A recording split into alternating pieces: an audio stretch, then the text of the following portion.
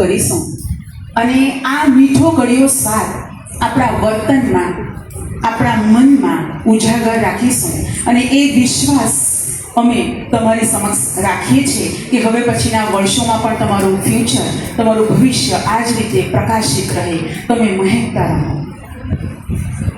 781 માંથી 508 બાળકો એવા છે કે જેમણે 80% અથવા 80% અપ મેળવ્યા છે.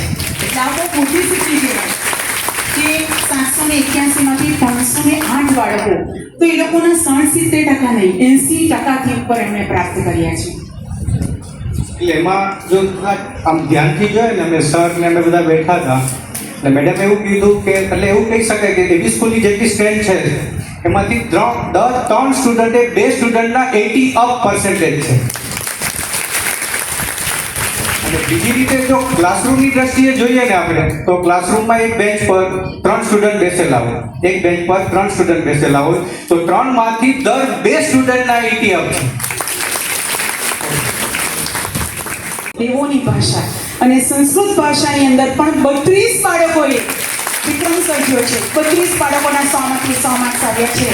અને એસએસ સોશિયલ સાયન્સમાં પણ 4 માંથી 4, સોશિયલ સાયન્સમાં પણ 4 બાળકોએ 100 માંથી 100 ગુણ પ્રાપ્ત કર્યા છે.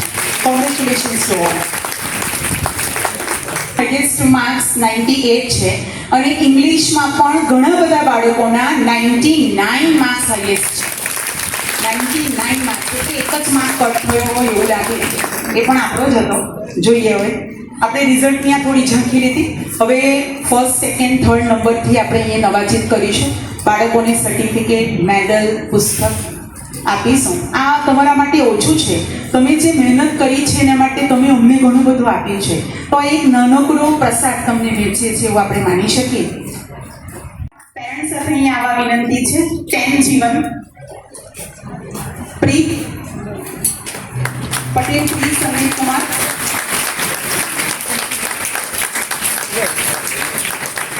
આપે વર્ષ દરમિયાન કેવી રીતે અભ્યાસ કર્યો અને આ જે શ્રેય છે કોને આપવામાં આવે? તો મારું નામ દિનેશ કુમાર છે. મારું સ્કૂલનું નામ એબી સ્કૂલ નવસારી પ્રતાપપુર છે. મારા પર્સન્ટેજ 8.83 છે. આ મારી પરીક્ષા પાછળ મોટો શ્રેય પેરેન્ટ્સ આપવા માંગુ છું. પેરેન્ટ્સે મને દર વખતે દરરોજ સપોર્ટ કર્યો હતો કે તું સારી રીતે વાંચી શકે તે માટે મને બધી જરૂરિયાતો મારી પૂરી કરી હતી. તેમણે મને ઘણો સપોર્ટ આપ્યો હતો. અને સ્કૂલનો તો સૌથી મોટો ફાળો છે. બધા જ સર ટીચર લોકોએ પર્સનલી અટેન્શન આપ્યું હતું દરેક વિદ્યાર્થી પર, અને તેમણે પર્સનલ ગાઈડ કર્યા હતા બધા જ વિદ્યાર્થીને, અને તેમણે મલ્ટિપલ ટેસ્ટ લીધી હતી જેના કારણે અમને કોન્ફિડન્સ થઈ શક્યા હતા કે બોર્ડની એક્ઝામ પણ આરામથી અપાઈ હતી. એ માટે અમે કોન્ફિડન્સ હતા જ. દરેક સર ટીચરનો ઘણો મોટો ફાળો છે આમાં. સર ટીચર લોકોએ જે અમારી વીકનેસ હોય તેના પર પણ ઘણું ફોકસ કર્યું હતું. તેમણે અમને મલ્ટિપલ ટેસ્ટ રાઉન્ડ આપ્યા હતા, ઘણા અસાઇનમેન્ટ આપ્યા હતા અને ઘણી પ્રેક્ટિસ કરાવી હતી, મોટી પ્રેક્ટિસ કરાવી હતી. તેનાથી અમે બોર્ડની એક્ઝામ એકદમ આરામથી આપી શક્યા હતા. અને સોશિયલ મીડિયાનો ઉપયોગ તો કરવો જ ન જોઈએ વિદ્યાર્થીએ, કારણ કે સોશિયલ મીડિયાથી આપણું માઇન્ડ ડાયવર્ટ થઈ જાય છે અને આપણે સ્ટડીમાં ફોકસ નથી કરી શકતા. તો એટલીસ્ટ 1 કલાકનો અથવા 1 કલાકથી ઓછો સ્ક્રીન ટાઈમ હોય તો ચાલે, પણ વધવો ન જોઈએ. તે માટે આપણે ધ્યાન રાખવું જોઈએ. અને writing practice is must. Writing practice તો કરવી જ જોઈએ. રાઇટિંગ પ્રેક્ટિસથી આપણને ખ્યાલ આવી શકે કે આપણે પેપર ટાઈમ ટુ ટાઈમ લખી શકીએ, આપણે કેવી રીતે પ્રેઝન્ટ કરવાનું છે પોતાની જાતને તે ખ્યાલ આવી શકે અને આપણે સારી રીતે રિપ્રેઝન્ટ કરી શકીએ. તેના કારણે માર્ક્સ પણ સારી થઈ શકે. Thanks to AB School and my parents that I have achieved this success. Thank you. Okay. આજે આપની દીકરીનો સમગ્ર રાજ્યમાં પ્રથમ ક્રમ આવ્યો છે. કેવી ખુશી છે, શાળાનો કેવો ફાળો રહ્યો છે અને આપણે પણ મહેનત કરાવી છે, તો કેવો અનુભવ રહ્યા? દીકરીનું રાજ્યમાં પ્રથમ કરાવ્યો તે અમે ખૂબ ગૌરવની લાગણી અનુભવીએ છીએ. સૌથી વધારે મહેનત મારી દીકરીની છે.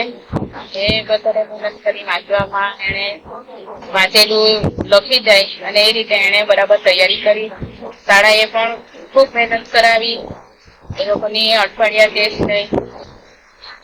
બોર્ડ ટાઈપ એક્ઝામ દીધી અને તેને કારણે એમને બોર્ડ એક્ઝામ સરળ રીતે આપી શકાય તેમ માર્ગદર્શન મળ્યું. અમે પણ વાલી તરીકે ઘરે એને યોગ્ય વાતાવરણ પૂરું પાડ્યું, પ્રોત્સાહન આપ્યું અને એ રીતે એને અમે તૈયારી કરાવી.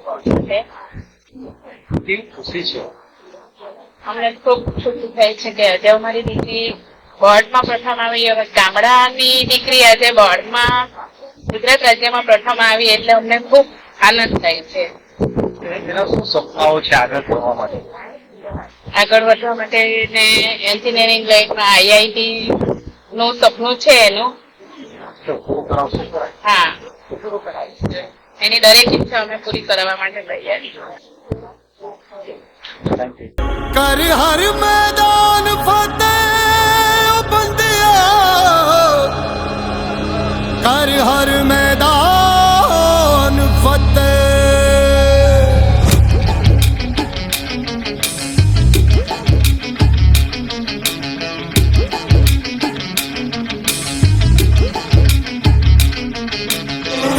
घायल परिंदा है तू, दिखला दे जिंदा है तू, बाकी है तुझ में हौसला। तेरे जुनू के आगे अंबर पनाहे मांगे, कर डाले तू जो फैसला। रूठी तकदीरें तो क्या, टूटी शमशीरें तो क्या, टूटी शमशीरों से ही